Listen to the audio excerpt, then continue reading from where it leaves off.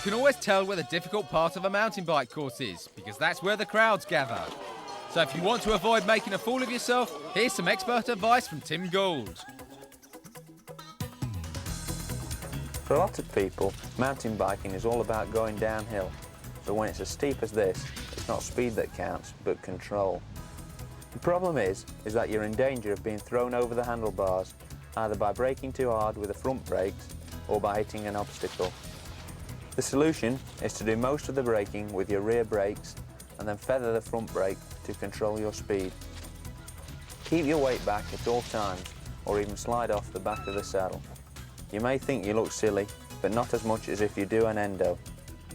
Always look ahead to pick the right line in advance.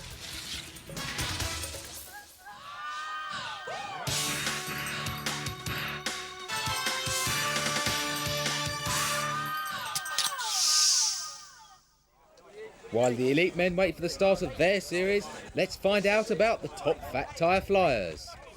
Since '91, Caroline has been the rider to beat in Britain. She's an extremely strong climber and is becoming more of an international challenger as her experience grows. She aims to retain her British titles as well as make her mark abroad.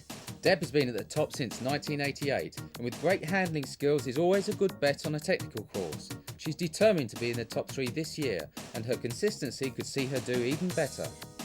With a background in fell running and mountain triathlon, Sian is renowned as an all-rounder with excellent stamina. This year she'll be a full-time mountain biker and increasing her international calendar, so expect to see her near the top. Sally is a former national triathlon squad member and her strength, particularly climbing, was immediately apparent when she crossed over to mountain biking in '89.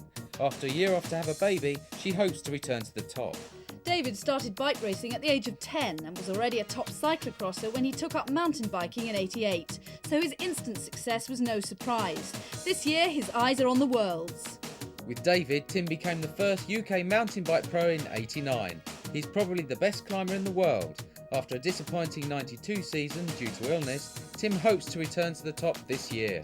Tim was the first rider to break the Baker Gould stranglehold on British mountain biking by winning the Nat Champs in '89.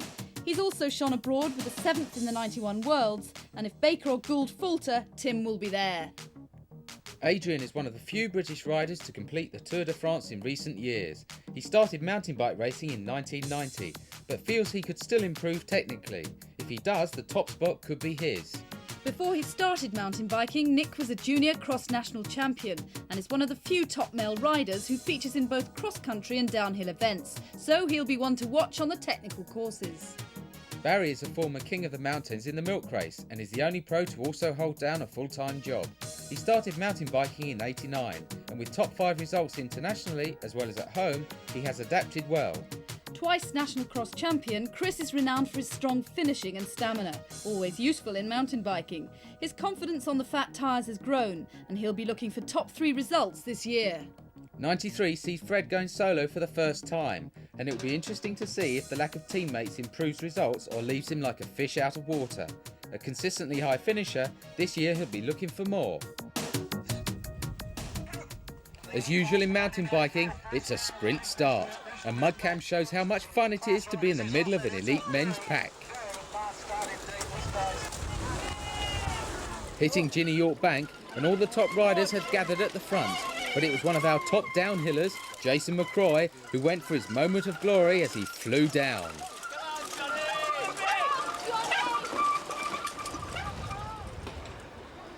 Though Jason had opened a massive gap in such a short distance, by the time they were halfway up the first climb, the field was closing. No way was he staying out front for the whole race, even though it had been reduced to 4 laps.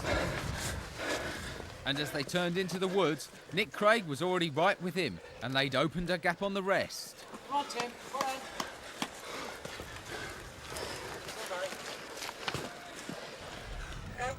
on. Starting a few minutes later and doing 3 laps were the elite women. The racing is planned such that the first man and first woman should finish at about the same time. At the front of the men's race, Nick Craig had taken full advantage of the fast start. He kept the pressure on once he was past Jason and quickly opened a 20-second gap on the chasers, led by Barry Clark. The way the rest are grouped suggests they thought Nick had gone off too fast and weren't prepared or able to go with him. and Jason, who so loves going downhill, was now going down the field. In the women's race, guest rider Canadian Jill Smith was taking full advantage of the hospitality as she led out on the first climb, having managed to ride all the way to the top. Climbing is Caroline's great strength, so she knew she had a battle on her hands. Meanwhile, Nick obviously had no fears of going too hard too soon. Looking very smooth, he gradually increased his lead to 30 seconds, with the rally boys seeming to have no answer to him.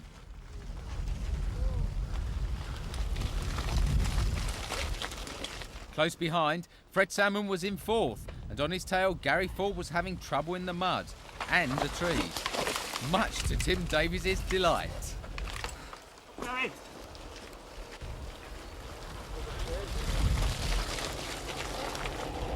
North Americans are often criticised for being fair weather cyclists, but Jill Smith seemed to be handling the Yorkshire muds. And as Caroline weaved her way through the men's field, she was determined not to let Jill get out of her sights.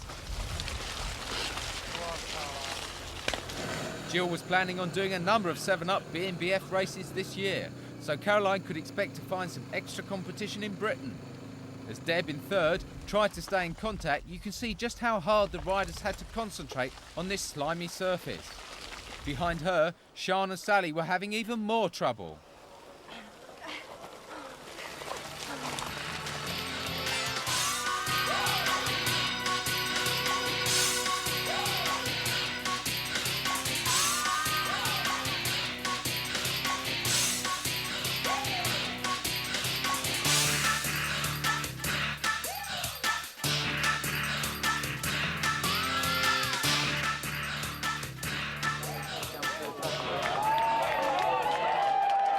As a relaxed-looking Nick flew down Ginny York Bank at the start of the third lap, he must have known that if he didn't tire or have a mechanical, he was on the way to his first ever national points win, as there was no sign of anyone closing the gap.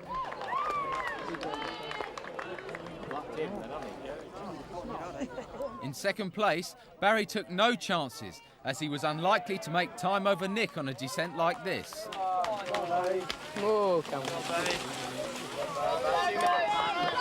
Behind Barry, former Peugeot teammates Fred and David were stalking each other for third place, and again taking no chances.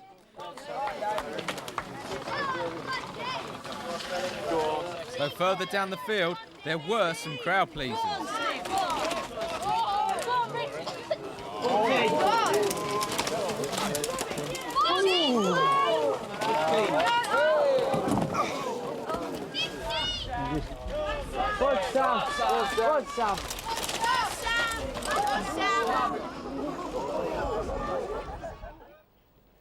Picking Nick up at the top of the course, and the skills of the cyclocrossers are immediately apparent.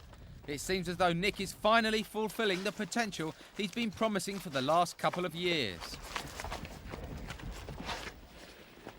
And as Barry goes through in second, in case you were wondering, Tim Gould is way down the field, having obviously not recovered from an illness that prevented him racing over the winter, in complete contrast to his former teammate, who was confident when we spoke to him before the race. I've changed my training quite a lot this year. I've done a lot more miles and a lot more steady riding before the season, and now I'm doing shorter, faster, intense stuff, which is just starting now, so I'll hopefully see an improvement over the next month. Behind Barry, Fred and David were still battling for third, whilst at the front of the women's race, it was neck and neck at the beginning of the third and final lap. And you can see just how much time Jill was making on the technical descents. Go on, Caroline. Go on, Caroline. Go on, Caroline. Deb was now out of touch with the leaders, but comfortably in third place. Whilst Sally in fourth had dropped Sian, who was suffering from an ankle injury, picked up in training the day before. But Caroline was more than making up for the time lost on the descents, as she took the lead on the way back up to the top of the course.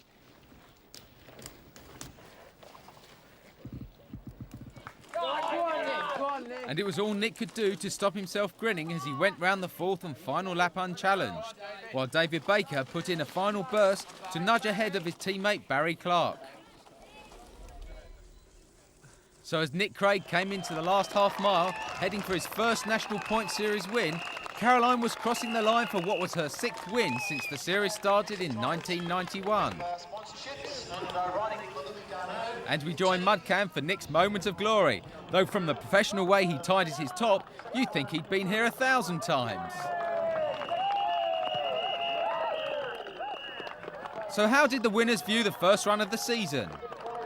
I was probably making time on the climbs, but she was stronger on the technical bits. I was just making mistakes. And then the second lap, once she got a bit of a gap, I was riding my own race, and I made up a lot of time because I wasn't under pressure and I wasn't making mistakes.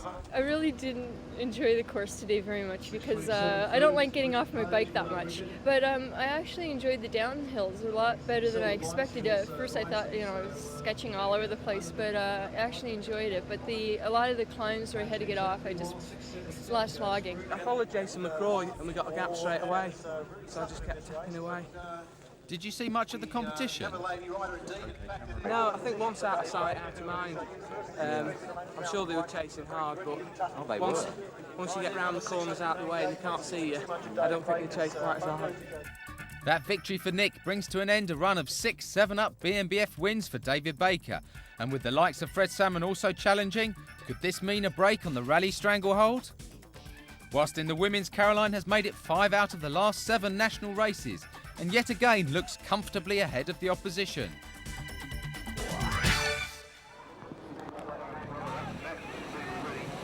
Join us again next week for round 2 from Plymouth, where I'm afraid there was no improvement in the weather.